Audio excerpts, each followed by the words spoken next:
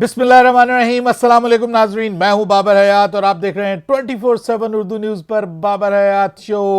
Congratulations to Pakistani cricket fans, congratulations to team Pakistan. Finally we have got the best news we were waiting for, और वो थी पाकिस्तान की जीत। Finally Pakistan जीत गया, वो जीत जिसका हमें बड़ी बेसब्री से और बड़ी मुद्दत से इंतजार था, क्योंकि पाकिस्तान ने वेस्ट इंडीज को उनके घर में दूसरे टेस्ट मैच में शिकस्त दे दी है, और बड़ी कन्विंसिंगली पाकिस्तान ने शिकस्त दी है। एक बहुत ही जबरदस्त जीत पाकिस्तान को मिली है, जिसके बाद पाकिस्तान ने इस सीरीज को बराबर कर दिया है। जी हां, ये सीरीज अब लेवल हो गई है 1-1 से, और यूं पाकिस्तान ने एक जबरदस्त किस्म का, शानदार किस्म का कमबैक किया है। लेकिन सिर्फ पाकिस्तान ने कमबैक नहीं किया, बल्कि पाकिस्तान की जानिब से कुछ इंडिविजुअल्स ने आउटस्टैंडिंग, बहुत ही आला किस्म की परफॉर्मेंस का मुजाहरा किया है, जिस पे मैं एक एक प्लेयर का जिक्र करूंगा और अप्रिशिएट करूंगा। क्योंकि जब हम क्रिटिसाइज करते हैं प्लेयर्स को, और ऑब्वियसली वो ठीक नहीं खेलते तो हम क्रिटिसाइज करते हैं, लेकिन जब वो परफॉर्म करें तो हमें दिल खोल कर उनकी तारीफ भी करनी चाहिए और अप्रिशिएट भी करना चाहिए। और पाकिस्तान को ये जीत बड़ी मुद्दत के बाद मिली है सर। पाकिस्तान में पर्थ के टेस्ट मैच के बाद से अब तक पाकिस्तान 2023 से अब तक पाकिस्तान एक भी अवे टेस्ट मैच नहीं जीता था, यानी 8 लगातार पाकिस्तान टेस्ट मैचेस हारा है। और उसके बाद पाकिस्तान को अब ये फतह नसीब हुई है कैरिबियंस में। पाकिस्तान पोर्ट ऑफ स्पेन के इस बहुत ही पाकिस्तान के लिए लकी मैदान के ऊपर जीता है। इस जीत की पाकिस्तान को तलाश थी, और ये जीत मिली है बाबर आजम की कप्तानी में पाकिस्तान को। So Babar Azam has become a lucky champ for Pakistan again. और वो आए हैं, ये अलग बात के पहला मैच पाकिस्तान हारना वो भी नहीं चाहिए था, क्योंकि Pakistan cricket so always ask for more. लेकिन फिर भी खेल में हार जीत है। पाकिस्तान पहला मैच हारा, उसके बाद पाकिस्तान ने जितना जबरदस्त और स्ट्रांग कमबैक किया है वो अप्रिशिएबल है। और उसमें फर्क बहुत से प्लेयर्स बने हैं, लेकिन सबसे बड़ा फर्क बने हैं अब्दुल्ला शफीक। जितनी भी तारीफ की जाए कम है। पाकिस्तान क्रिकेट टीम में उनको मौका मिला है, और जिस तरीके से उन्होंने इस मौके को दबोचा है, उसके ऊपर जितनी भी उनकी तारीफ की जाए कम है। इस पर जरा डिटेल में बात करते हैं, और फिर बात करते हैं कि आगे चल के पाकिस्तान की तरफ से कुछ परेशान कुन सिचुएशन भी है, और वो एक प्लेयर को लेकर के है जो अपनी जगह अब पाकिस्तान की इस टेस्ट टीम में से जो है वो खोता हुआ दिखाई दे रहा है। वो कौन सा प्लेयर है? फिर मेरे ख्याल में पाकिस्तान का इस मैच में जो डिफरेंस है वो कौन है, वो भी आपके साथ शेयर करूंगा। पाकिस्तान के बॉलर्स ने जो तबाहकुन बॉलिंग की, खासतौर पे पाकिस्तान के जो स्पिनर्स ने आउटस्टैंडिंग बॉलिंग की है, उसके ऊपर भी हम बात करेंगे आज के इस प्रोग्राम में। और फिर मैं बताऊंगा आपको कि पाकिस्तान में एक नए कोच भी आ गए हैं, उससे भी पाकिस्तान को कुछ फायदा होने वाला है या नहीं, उसके लिए हमें इंग्लैंड के खिलाफ सीरीज का इंतजार करना पड़ेगा। लेकिन आगे बढ़ने से पहले, अगर आप भी पाकिस्तान की जीत पर खुश हैं तो जनाब जरूर इस चैनल को कर लीजिएगा सब्सक्राइब, और बेल आइकन को पुश करना मत भूलिएगा। मुझे फॉलो कीजिए इंस्टाग्राम पे @बाबर हयात शो, और हमारे पेज को फेसबुक पे लाइक कर लीजिएगा। मैंने 2 दिन पहले जब बाबर और अब्दुल्ला ने 183 रन की बहुत ही शानदार और एक हिस्टोरिक किस्म की उन्होंने एक पार्टनरशिप लगाई थी, तो मैंने ये कहा था कि यहां से पाकिस्तान का हारना नहीं बनता, पाकिस्तान को ये मैच अब हारना नहीं चाहिए। और वही हुआ।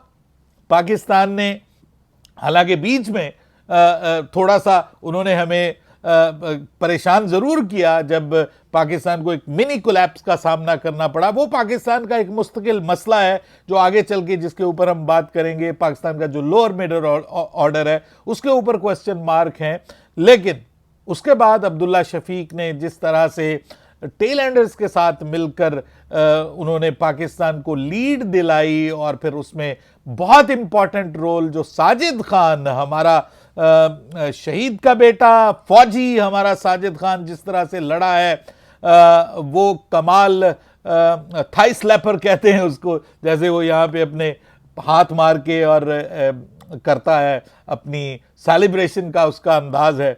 पाकिस्तान में कबड्डी में ऐसा किया करते हैं। तो वो एक पहलवान की तरह लड़ा है और उसने बॉलिंग भी बहुत शानदार की। फिर उसने वहाँ पर 30 रन की एक बहुत ज़बरदस्त बड़ी इंपॉर्टेंट इनिंग खेली, यानी 43 अगर पाकिस्तान को लीड मिली है तो उसमें से सर 30 तो आप निकाल दें, ख़ास तौर पे सिर्फ साजिद खान के लिए कि जिस तरह से वो अब्दुल्ला शफीक के साथ आए, पॉजिटिवली खेले और आगे उन्होंने एक बहुत इंपॉर्टेंट 50 की पार्टनरशिप लगाई। पाकिस्तान को जो लीड मिली वही लीड जो है वो पाकिस्तान के लिए बहुत बड़ा डिफरेंस साबित हुई और सिर्फ 75 रन जो है वो पाकिस्तान को करने पड़े इस मैच में जीतने के लिए, क्योंकि पाकिस्तान के स्पिनर्स ने वेस्ट इंडीज के जो बल्लेबाज हैं उनको चारों शाने चित करके रख दिया।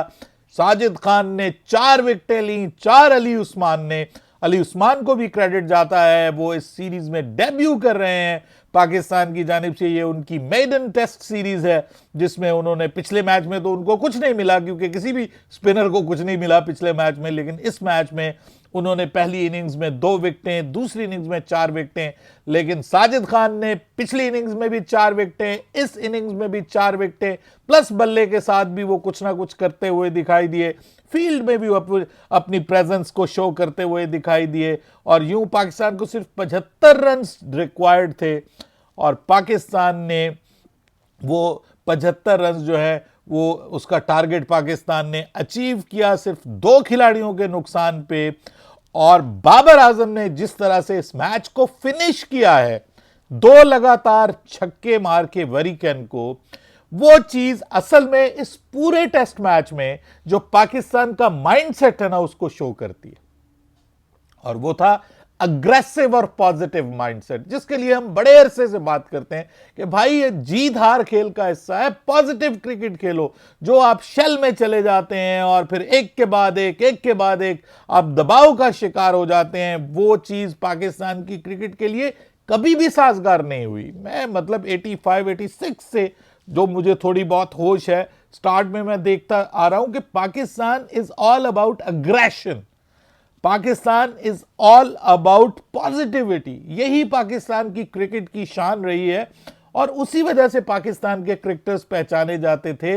लेकिन जब से आप ये टिमिड किस्म की अप्रोच में आए, आप डिफेंसिव माइंडसेट के साथ आए, तो आपको सिवाय शिकस्त के कुछ नहीं मिला, सिवाय निदामत के, हजीमत के आपके हाथ कुछ नहीं आता। तो ये जो पाकिस्तान ने इस मैच में एक माइंडसेट जिसको कहते हैं ना कि पैराडाइम शिफ्ट किया उसमें, और positive cricket Pakistan cricket team खेलती हुई दिखाई दी, मैं समझता हूं कि वो बहुत बड़ा डिफरेंस बनी है। और बाबर आजम, देखिए अब्दुल्ला शफीक की बात तो अगर हम करें तो वो तो सर आउटस्टैंडिंग, आउट क्लास, उसने जो 160 ऑड की इनिंग्स पहली उसमें इनिंग्स में खेली, उसके बाद फिर अभी भी वो 24 रन बाबर आजम के साथ करके गया। बाबर ने भी 24 बनाए, उसने भी 24 बनाए। बाबर अनफॉर्चुनेट सेंचुरी तो नहीं कर सका, लेकिन बाबर आजम दोनों इनिंग्स में बहुत पॉजिटिव खेलता हुआ दिखाई दिया। अब्दुल्ला शफीक ने जो इनिंग्स खेली है ना सर, वो बहुत बड़ा डिफरेंस है। और बाबर आजम की कल मैं वीडियो देख रहा था जिसमें उन्होंने रमीज राजा को कहा था कि मैं बहुत हाईली रेट करता हूं अब्दुल्ला शफीक को, क्योंकि वो बहुत खूबसूरत खेलता है और बड़ा परफेक्ट खेलता है। और इसलिए वो कहते हैं कि मुझे लगता है कि वो एक किताबी प्लेयर है, यानी टेक्स्ट बुक क्रिकेट खेलता है और वो बहुत अच्छा लगता है मुझे। तो आज बाबर आजम को उनके फ्यूचर के फेवरेट बल्लेबाज ने खुश किया है और उनको बतौर कप्तान वापसी करने के ऊपर जो पहली जीत मिली है उसमें फ्रॉम नोवेयर टीम का हिस्सा बनने वाले, जिसको आप कहें कि अनफॉर्चुनेट था पाकिस्तान के लिए शान मसूद का अनफिट होना, उनकी जगह आए, आकर तीसरे नंबर पे खेले। आज तक कभी उन्होंने टेस्ट क्रिकेट में तीसरे नंबर पे बैटिंग नहीं की, वो तीसरे नंबर पे खेले और आगे उन्होंने अपनी सेंचुरी, 6ठी टेस्ट सेंचुरी स्कोर की, और वो भी इतनी बड़ी टेस्ट सेंचुरी कि जिसने मैच का पांसा पलट के रख दिया पाकिस्तान के लिए। तो ये जितनी भी उनकी तारीफ की जाए कम है। जिस पॉजिटिविटी से खेले, साथ में उन्होंने पेशेंस भी दिखाई। ये नहीं है कि वो गलत रैश क्रिकेट खेले, सिर्फ जो कमाल का combination of defence and aggression.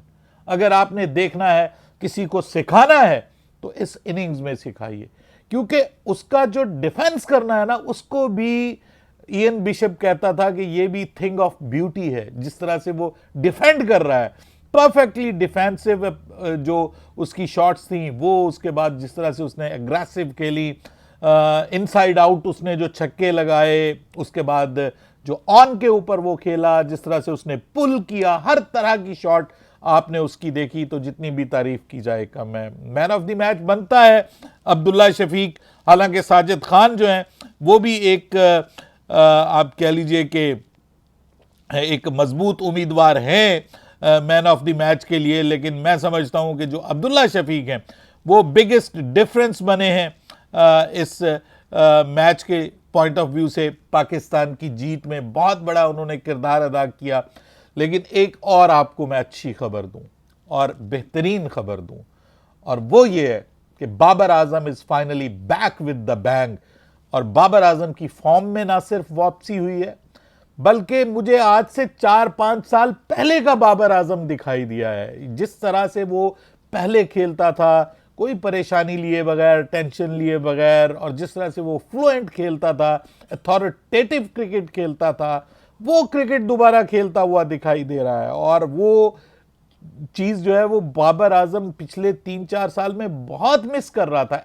ऐसे आसानी से खेलता हुआ आपको बाबर आजम दिखाई नहीं देता था, और आपको यही होता था कि यार ये किसी भी वक्त आउट हो जाएगा, चौथे स्टंप पे इसको बॉल मिलेगी, ये वो कर देगा, स्निक कर देगा, एज दे देगा, विकेट कीपर पकड़ लेगा, स्लिप में पकड़ा जाएगा, या इन डिपर के ऊपर आउट हो जाएगा। आपने देखा कि आज भी उसको एक इन डिपर जो है वो सील्स ने मारा, जिसके ऊपर उसने एक ऑन साइड फ्लिक कह लें उसको, थोड़ी सी उसने की है, और वो ऐसी जबरदस्त शॉट बनी कि जनाब वो चौका हो गया। क्या कमाल की उसकी टाइमिंग थी। तो classic Babar Azam, classic Babar Azam is back with the bang. और मैं समझता हूं कि ये पाकिस्तान क्रिकेट के लिए बहुत बड़ा डिफरेंस बना, क्योंकि बाबर आजम का आउट ऑफ फॉर्म होना पाकिस्तान क्रिकेट के लिए बहुत बड़ा दर्द सर था। भले वो कप्तान थे या नहीं थे, लेकिन बाबर आजम को आप पाकिस्तान टीम से अलग नहीं कर सकते। मैं चाहूं ना चाहूं, आप चाहें ना चाहें, जो मर्जी क्रिटिसिज्म करें, Babar Azam is the base of Pakistan cricket. और बाबर आजम पाकिस्तान क्रिकेट की इस वक्त शान है, रहेगा, और उसको वापस आना था बस। और जिस तरह से मुझे लगता है कि पिछले कुछ अरसे में उसने अपनी टेक्निक में कुछ रद्दोबदल किया है, कुछ थोड़ा ऑब्वियसली माइंडसेट में चेंज आई है, और आज हमें वही 2021-22 वाला बाबर आजम दोबारा फिर से पलटता हुआ दिखाई दे रहा है। और ये बहुत अच्छी चीज है पाकिस्तान के लिए। Going forward to Pakistan versus England series, जिसका पहला टेस्ट मैच 19 अगस्त को पाकिस्तान ने खेलना है लीड्स के मैदान में। तो Pakistan is ready for that. Good things for Pakistan. Mohammad Ali की जबरदस्त बॉलिंग, उबैद शाह की entry before the very important, all important test series of England. उसके बाद फिर मोहम्मद अब्बास का परफॉर्म करना, शान मसूद की सेंचुरी, अब्दुल्ला शफीक का आ जाना, पाकिस्तान के स्पिनर्स का परफॉर्म करना, और सबसे बढ़कर बाबर आजम का फॉर्म में और रिदम में वापस आ जाना। ये सारी अच्छी खबरें हैं, लेकिन एक बुरी खबर भी है, और वो है इमामुल हक के लिए कि अगर इमामुल हक आज के मैच में भी परफॉर्म नहीं कर सकते, तो मेरे ख्याल में अब उनके लिए बहुत आसान हो जाएगा टीम सिलेक्शन में टीम से बाहर होना, और टीम जो सिलेक्शन कमेटी है उसके लिए बहुत आसान हो जाएगा कि जब फिट हों हमारे शान मसूद, तो वो ओपन करते हुए आपको दिखाई दें, या नंबर 3 पे ही खेलते हुए दिखाई दे, और अब्दुल्ला शफीक आपको ओपन करते हुए दिखाई दे विद अजान अवैस। अजान अवैस भी आज बहुत अच्छे टच में दिखाई दे रहे थे। पिछली इनिंग्स में उन्होंने बहुत खूबसूरत 50 स्कोर की, लेकिन अनफॉर्चुनेट वे में वो आज आउट हो गए। लेकिन प्रॉब्लम जो है वो इमामुल हक के साथ है। मुझे लगता है कि उनके लिए अब प्लेइंग 11 में 11 में जगह बनाना मुश्किल हो जाएगा। पाकिस्तान के लिए चीज़ें अच्छी सिमत में जा रही हैं, और आगे चल के अब पाकिस्तान को सीरीज़ खेलनी है अगेंस्ट इंग्लैंड। बहुत इंपॉर्टेंट 3 टेस्ट मैचेस की सीरीज़ है, और उससे पहले पाकिस्तान की ये 8 विकेटों से कंप्रिहेंसिव जीत। पाकिस्तान के क्रिकेट फैंस को मुबारक, अब्दुल्ला शफीक को क्रिकेट में वापसी मुबारक, बाबर आजम को बतौर कप्तान वापसी पे पहली जीत मुबारक। पाकिस्तान को 8 टेस्ट मैचेस अवे सीरीज में हारने के बाद पहली जीत मुबारक, सीरीज को बराबर करना मुबारक। लेकिन unfortunately for the West Indies 2000 के बाद 26 साल बाद उनके पास एक मौका आया था कि वो पाकिस्तान को टेस्ट सीरीज में शिकस्त दें, वो मौका वो हासिल नहीं कर पाए। हालांकि उनकी तरफ से भी वरीकैन बहुत अच्छा उसने बॉलिंग की, पिछली इनिंग्स में 6 विकेटें हासिल की। उनके फास्ट बॉलर्स भी अच्छी बॉलिंग करते हुए नजर आए। पहले मैच में उन्होंने पाकिस्तान को चारों शाने चित किया, लेकिन दूसरा match it's all about Pakistan spinners. और अब वो सोचेंगे कि उनको किसने मशवरा दिया था कि ये वाली पिच पाकिस्तान को बना के दी जाए। अपने हाथ खुद कटवाए वेस्ट इंडीज ने, लेकिन उसका भरपूर फायदा पाकिस्तान ने हासिल किया। अपनी राय दीजिएगा कमेंट सेक्शन में। बाबर हयात को इजाजत दीजिएगा। अल्लाह हाफिज।